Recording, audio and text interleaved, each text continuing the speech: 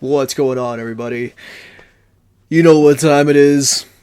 It is time to do a Let's review that I've been wanting to do for almost as long as this channel has been around. And in a sense, I'm glad that I waited until now, until this channel is like a year and a half old, to do this, because now from when I started, this channel has grown a lot. You know, from where I was in the beginning to where I am now, and the way that I did my videos back then and the way that I do my videos now. And the amount of time and effort that I put into, making everything for this channel, I feel like this right now is the best time for me to do this video series and to cover pretty much all of the Berserk Deluxe volumes. I'm going to be doing today volumes 1 and 2. And just to clear up a misconception that some of you have, and that's probably on me, I probably haven't done like a great job of communicating that I have read Berserk before. It's been a really long time since I read it, but I have read Berserk before. And I love the anime. I used to watch the anime. I've watched the anime at least like 2 or 3 times, at least like 3 times for sure. And then I also have the movies that came out, pretty much summarizing the Golden Age arc, and we will be talking about the Golden Age arc in this video, because this is going to cover the first 2 deluxe volumes of Berserk, and then the next time around that I do one of these in maybe like a couple of months, we're going to cover the second 2 the deluxe volumes, which will be like 3 and 4. So we're going to do these. It's not going to be too often. This is also going to be, for the most part, like an overview of what happens. This isn't going to be like a super detailed breakdown of every single thing that happens. Otherwise, this video is going to be like 2 hours long, and I don't want to have a 2-hour long video. So we're going to try to do this, keep it kind of short, man. This video hopefully will altogether be like 15-20 minutes total. So let's do it. Let's review Berserk. I hope that you enjoy this. I had originally embarked on this journey over a decade and a half ago. I was 18 to be exact. I was working in a seafood restaurant, and my manager at the time was super into anime. I remember Berserk coming up, along with Gungrave and Baki the Grappler, and even Gantz. One thing we agreed on is how strong the Golden Age arc was. For a lot of people, this is the point where the story really took shape. It's also the point at which the Berserk manga began to take off. I can think of a handful of manga that have had the same influence on pop culture as Berserk, including Naruto, DBZ, and One Piece. Berserk still stands apart. It isn't a shonen, and it's definitely not for kids. I'm also not saying it's the greatest story ever told. The amount of media that has come after that has drawn inspiration from it is undeniable. One of my favorite game series ever, Dark Souls, has blatantly worshipped at the Berserk altar, and why not? It is the culmination of one man's whole life, poring over its pages, creating some of the most detailed artwork we've ever seen. Miura-sensei was a genius, and what I hope to do with these Let's Reviews going forward is to celebrate his magnum opus. From the opening pages of the first volume of Berserk, we are met with a tall, dark, and brooding figure. He's shrouded in a black aura to match the cloak about his shoulders. We don't know his name yet or who he is. At a nearby table, rabble-rousers are harassing a young barmaid and throwing knives at a little fairy hovering about, narrowly avoiding being impaled. This tall, dark stranger whips out a crossbow and puts a bolt into the face of one of the rabble-rousers. He soon cuts through the rest of them with ease. He leaves one of them alive, simply to deliver a message. The Black Swordsman has come. If we pretend we don't know what comes about later, if we were to embark on this journey for the first time and see these events without the future context, Guts seems like an arrogant asshole, which he is, and to be fair, he's also a man who's had literally everything stripped away from him.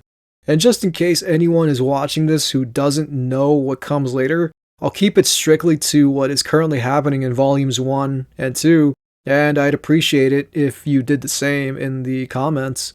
This first volume does a solid job of setting up our world, and this one-eyed man with a prosthetic arm. You know he has a deep lingering hatred for demons, and he despises even a finger being laid on his person.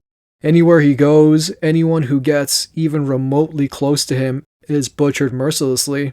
Not by his hand, not always, anyway, but by the things that go bump in the night. Guts is cursed with the brand of sacrifice. If there are demons or monsters nearby, his brand begins to bleed, and if they're extremely powerful, it pulsates with a boundless fury, nearly crippling him from the pain. He spends much of this first volume traveling, winding his way to the God Hand. His resolve for finding them is revenge for what they did to him and for how they left him. He does eventually meet up with them, and if we're going in a straight line from the beginning of the series to the meeting of the 5 members of the God Hand, no knowledge of what is to come with Griffith and the Band of the Hawk, what we gather is that Griffith was human once and betrayed Guts. We're not at that part yet, the betrayal itself, the eclipse, so we'll leave off on exploring that part until it actually happens, which will likely be Volume 3. In Guts' travels, he encounters several different people, and most of them end up dead, with the exception of Puck, the little fairy that flutters all about Guts like a pesky fly, and a princess. Puck serves as our entry into this world, and as a sidelong glance at Guts from a second-person perspective. Through Puck's point of view, we see a young girl and her father get killed by dead soldiers from battles long ago fought, mostly skin and bone and clumps of hair, reanimated in an attempt to kill Guts. We see a woman executed as a heretic. We meet an old man who has had his whole family killed before his eyes and is left with a peg leg, face burned and scarred, and an eye gouged out.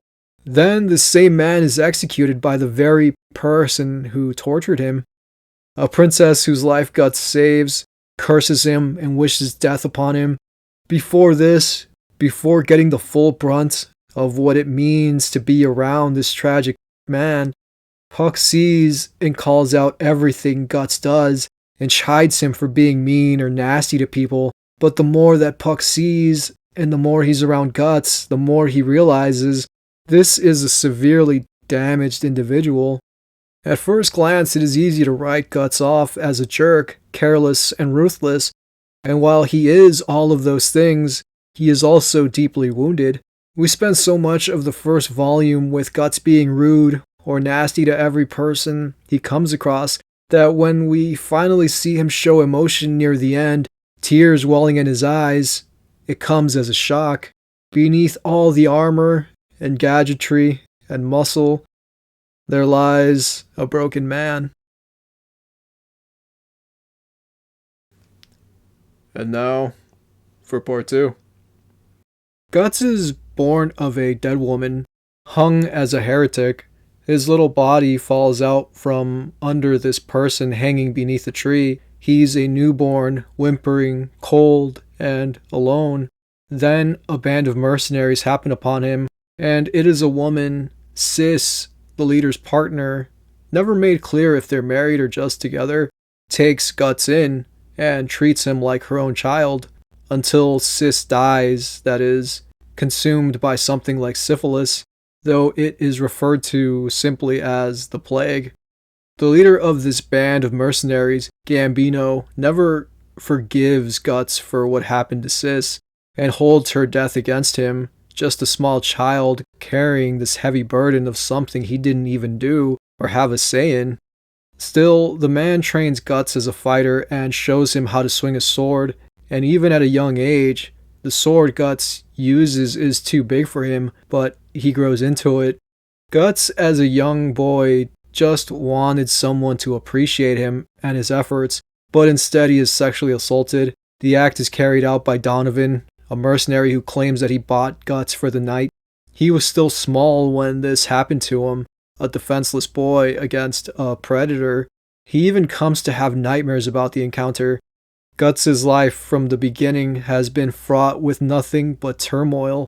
Guts does soon kill Donovan, but before executing the oversized man, he asks who sold him, and Donovan says it was Gambino. It's soul-crushing to hear it, and he doesn't want to believe it, but it is true, and it's a nail in the coffin that seals away Guts' ability to trust others. Guts acts so much like a lost puppy in the first act of his life. clinging to an abusive master that has never shown him an ounce of love. It isn't until Gambino tries to kill him that Guts realizes how little and less Gambino actually cared about him.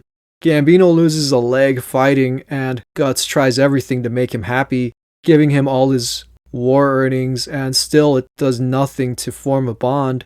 He just wants meat for an actual dog, instead of the boy who he treats like a fetch dog. Though even the dog itself Gambino mistreats, he deserved every ounce of what happened to him. Guts has no choice but to flee after killing Gambino, because the rest of the band of mercenaries want Guts' head, thinking he killed the man in cold blood, instead of it being what it was, self-defense. Guts spends much of his life after that, years going from battlefield to battlefield, just a lone wanderer, seeking out his demise, until he meets the band of the Hawk. Guts, for the most part, is a loner. If he had ever been shown even a modicum of love, his life could have been completely different. However, we wouldn't have Berserk, and Guts wouldn't have had to fight as hard as he did, and perhaps he would have died a nameless soldier on one of the many battlefields he had seen growing up. The entirety of his life has been an uphill fight, always against the odds, always alone.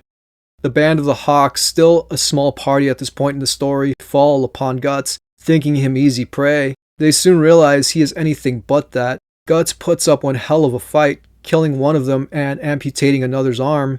Casca gets involved to save her fellow mercenaries from this blunder, only to also almost fall under Guts' sword herself. Finally, Griffith gets involved, and it leads to their first ever fight, though it will certainly not be their last. Their second go-around is to determine if Guts will walk or join the band of the Hawk. After the second loss, Griffith proclaims that Guts now belongs to him with a mischievous sort of childlike grin. In the first go-around, Guts takes a sword wound from Griffith beneath his armor. Guts develops a fever and is left to Casca, a member of the band of the Hawk, to care for him.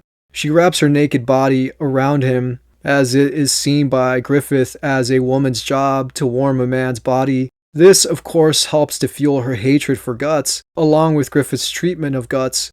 There is way more of a union between Guts and Griffith than there ever was between Casca and Griffith. Later in the volume, Casca passes out mid-battle and falls into a river, and Guts goes in after her. He huddles her together with his body in a nearby cave. When she wakes up, she sees herself naked, and Guts standing sentry. Casca tries to attack him, but is winded and ceases the attack. Then we learn more about her backstory and how Griffith saved her from being raped by a noble. Then she is given the chance to live her life by her choice, and she chooses Griffith after killing her would-be rapist. It's clear then why she has so much love for Griffith and why she wishes he looked at her the way he looks at Guts, and it makes sense her hatred of Guts. What had he done to earn so much respect from a man she had fawned over most of her life? Nowhere, though, is her hatred more evident than when the band of the Hawk meets Nosferatu Zod for the first time. Groups of men are sent into a besieged castle, but as time passes, none of them emerge. It gets to the point Guts himself decides to go and see what's happening. Upon entry of the castle, he is greeted with boundless death. Corpses piled high, bodies strewn this way and that, and at the center of it all is unequivocal madness. There is a single man, more a beast than anything. He has a massive sword, and on this sword, 3 men are impaled at once like a shish kebab. Until this point, I don't think Guts had seen anything otherworldly occur. He'd seen awful, brutal death and been involved in it himself, but never had he seen anything this heinous. Not yet. Little does the Guts here in this present know that his life will soon be swept up into this same sort of insanity on an endless loop. Guts does his best to attempt to fight Nosferatu Zod, though it isn't much of a fight at all. Zod ragdolls Guts easily enough, making the man seem more like a plaything than an actual threat. This is the first time since his childhood, and being assaulted by Donovan, that Guts feels genuine fear. He watches this humanoid man transform into a giant horned beast, and in this form he is even more aggressive and imposing. Zod does tell Guts it is the first time in hundreds of years that he has brought out his beastly form to fight a foe, and just as it seems the end is nigh for Guts, Griffith and the band of the Hawk comes to his rescue. Several men are immediately cut down, no match for this hulking behemoth. Griffith himself gets involved in the fight and is too severely injured. The only thing that saves them all from certain death is the thing hanging around Griffith's neck, his Bailet. When Nosferatu Zod sees the Bailet, he freezes and calls something to Guts, something that stays with Guts. Here's a word of warning, no, a prophecy. If you can be said to be a true friend of this man, then take heed. When his ambition collapses, death will pay you a visit, a death you can never escape. And then Zod leaves them be, sprouting wings from his back. After he flees through a hole he makes in the ceiling, Guts tries to get close to Griffith to check on him, but Casca impedes the way. She blames Guts for Griffith's grave injuries, and it reminded me of Boys in the Hood, namely the scene in which a certain character gets shot and killed by a neighborhood gang. Ice Cube's character is then accused of being at fault for it, even though he had no involvement at all. I feel like I've referenced this in other videos, but this relationship reminds me of Boardwalk Empire, the relationship between two characters, Jimmy Darmody and Richard Harrow. Richard Harrow asks Jimmy Darmody, "Would you fight for me?" To which Jimmy replies, "Down to the last bullet." Griffith has never really had a friend, so when he essentially gets one, he still uses him like a pawn. However, it's the way in which he asks Guts to do a thing versus telling him to. Instead of commanding him to kill General Julius, Griffith makes the forthcoming murder out to be a favor or a task. Guts is the one who puts it in the terms of master and servant. Just cut to the chase and order me to do it, like always. The purpose of Julius's planned execution is for conspiring to kill Griffith with a poison-dipped arrow during a royal hunt. This hunt also involved a young princess, Charlotte, to whom Griffith played chaperone. Julius is of too high a station to carry the deed out himself, so instead he gets the best marksman in the kingdom to do it for him. Julius spars with his son, neither of them aware it's the last time they'd see each other alive. Perhaps that knowledge would have changed Julius's treatment of his 13-year-old son, or maybe not. It's things like this, spending time with a character who will be dead in a few pages, that makes this story special. They aren't just filler to be slaughtered. They have backstories and histories, and those are destroyed when they are killed. Guts sneaks into Julius's manor and slays the man, though Julius attempts to put up a fight. Still, it doesn't go well for him. General Julius, whose pride got in his way, is slain by a man he saw as beneath him, of a lower station. He learned little too late that arrogance is unbecoming. After killing Julius, Guts sees a shape in the dark and fears he's been discovered, so he lunges and impales this person as well, only to discover it's Julius's young son, Adonis. Guts' shock is short-lived as guards happen upon him, and he has yet more killing to do. After carrying out Griffith's orders, Guts searches the man out, only to find him atop a set of stairs, besides Princess Charlotte, the niece of General Julius, the man who is now but a corpse. The princess attended the hunt because her father insisted upon it, and in doing so put her in direct danger. It backfires spectacularly, because the event only served to strengthen Princess Charlotte's enamored state. She falls deeper into Griffith's spell, with Griffith standing atop the steps, and Guts standing at the base of them. He seems so far away. Guts realizes then the difference between them, and how much he's been used as a sword, as a tool to accomplish a job. Is he Griffith's friend, or just another means to an end? There is a line that Griffith says to Princess Charlotte, and it's something that I think resonated with Miura himself. The two characters are beside a fountain, and Griffith is explaining to Princess Charlotte about his ambitions. His line is, "For no one's sake, to accomplish it himself, for himself, a dream. one who dreams of world domination, one who devotes his whole life to the thorough tempering of one's sword. If there is a dream which takes one his whole life to find, there are also dreams which, like storms, devour tens of thousands of other dreams. Any other ideas, any other worlds Miura would have created outside of Berserk are crushed under the weight of this sole story, this single idea. Miura has done other projects besides Berserk, but none of them has ever carried the same ambition. Miura's single swords were his writing instruments, which he tempered with time and age and created a monument that stood as tall as, if not taller than anyone could have ever imagined. You're a college kid, publishing one-shots, and you get a chance to work with the dude who created Fist of the North Star, yet you have your own ideas. You're concocting something, piecing together concepts for what will eventually become a decades-long saga. How can you fathom that it will be consumed by millions of people globally? That people will get tattoos of your characters and write multi-part, hour or more long video essays about your story? Your rich, boundless lore will inspire video games and media and have one of the most lasting legacies of anything ever created. Arigatou gozaimashita, Miura Kentaro sensei, for creating this magnificent piece of art. Your legacy is unwavering. You tempered your sword in story form, and the writing is as sharp decades later as it was when you first brandished it. I've been a fan of this series since I was, I want to say, like 18 years old. So I've been at it for a pretty long time, and like I haven't read the manga or really consumed anything related to Berserk in a pretty long time. I'd been reading the manga when I was in my 20s, but yeah, like even before that, when I was a teenager, I was really into it. Like I watched the anime at least like twice, and I remember it got to the place that it gets to that I won't say just in case anybody's watching this that hasn't consumed Berserk, though I'm sure everybody watching this has probably consumed way more Berserk than I have. But I won't say the part that it gets to, but the part where the anime gets to, and it's just like, holy shit. Like, I remember watching that as an 18-year-old, and it was like watching Requiem for a Dream for the first time.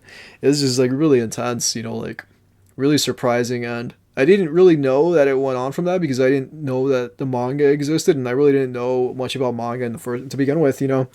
I got into it much later in like my early 20s. I got like mid 20s more than anything. But like mid 20s, I got into trying to read Berserk, and I read a lot of the manga. I got to a point where there's a bunch of characters introduced. One of them is like a young kid, and then there's like a witch and this girl who I forgot what the hell she is. She's like a commander or something, and then she's got like her manservant or her best friend or whatever that dude is. But there's like a whole crew of people that end up gathering around Guts, and that's kind of where I stopped reading it. And the point where I actually like was the last chapter that I read was like there's like these like trolls or whatever, and they're invading a village, and that's the point where I stopped reading it. That's also kind of the point where like I just stopped reading all manga, just because like I was entering like kind of a weird space. Like I got really depressed at that point, and like I just kind of like fell away from a lot of the things that I was really into. Like I worked out all the time at that point in my life, and like I was really into reading manga, and I was in a pretty good place, and then I just fell into like a really deep depression, and I fell out of the good place that I was in, and I stopped reading manga, I stopped reading Berserk, and yeah, I mean it wasn't really like the healthiest place that I was in. And I was also reading like Attack on Titan at the time. This is like 2015, and yeah, I was like reading Attack on Titan, and I was reading all this other stuff. I read all of Gantz at the time. I know I've mentioned that probably like 100 times. I read all of Gantz, like all 300 and something volumes of Gantz, pretty much around that period of time. And that was like where I was, it was like really influential for me. It's just like reading all this manga, and it's not like I just got into it like in the last year and a half that I started this video, that like I just started reading manga. I've been into it, and I've been into anime and everything for years, for a really long time, for like a decade at this point or more. Anime pretty much since I was a child, but yeah, like manga I've been into for like over a decade about at this point, I'd say.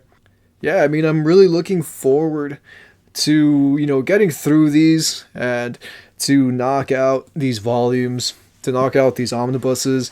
I've already read these two completely. I've read volumes 1 and 2 completely, and I am really looking forward to doing more of these. I'm not going to do them that often. You won't be seeing a new one of these from me, like every month or every couple of weeks or anything. It's going to be like maybe every 2 months, because I'm also juggling a lot of other stuff that I want to do on this channel. So yeah, I'm doing a video about JoJo's Bizarre Adventure, and I'm in the middle right now of the first book, the first volume of JoJo's Bizarre Adventure. So I'm in the middle of this one, and it's so over the top. Like, it's hilarious. I love it. And then I also really want to do another Jogon video. Like, that's a big thing that I want to do this year. I want to do another Jogon video, and I'm trying to read volume 3. So hopefully I'll be able to knock those projects out. And I got like a lot of other, and like I have like a lot of other, projects that I want to try to do this year. I'm not going to show you everything right now because I want some of it to be a surprise, but those are 2 projects that I'm hoping to get out in the near future. And then I'm trying to knock out another Let's Talk About, and then I have another I've been reading video in the works, which is about a different kind of storytelling that I'm not going to say until I'm ready to drop that video. For the most part, yeah, I've got just boundless things going on. As like I say this every single video, I've got like tons of stuff that I'm just always trying to get going. And even though I've been slowing down, it's not from lack of trying to get things out. It's just that like some of my projects are just getting bigger, and my time is so limited that it's really difficult for me to sit down and to make these videos. And it's all time consuming, and I have to write scripts for, like, when I do my Let's Reviews and my Let's Talk Abouts and everything. Like, those are all scripted to an extent. When I show you the panels and everything, like, I'm reading from a script. So it takes time and effort, and I can't get things out as quickly as I would like.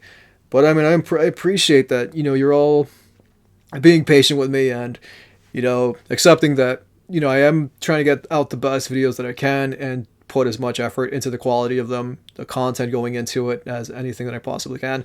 So I just wanted to say a big thank you for hanging out, despite me not being able to, be as consistent as I once was, dropping a video a week. That era might be completely dead. I want to try to get back into it, but there is no guarantee that we're gonna fall back in line for that. But regardless, I hope that you are all doing well. Please take care of yourselves until next time we meet.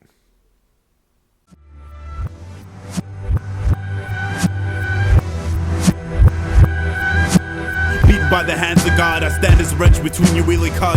Fastening my belt, bracing myself to withstand against all odds. Himself shadow runners, battle ready, murder dogs. Rip the skin off your horses, triumph and smash the sorceress. Lethal forces, the failure of your ambitions is more painful than divorces. Smash your dome piece on the doorway, when the door hits, that's it. Call it quits, zipped up in plastic, cremated, melted like elastic. Dreams don't mean shit, in this life they don't exist.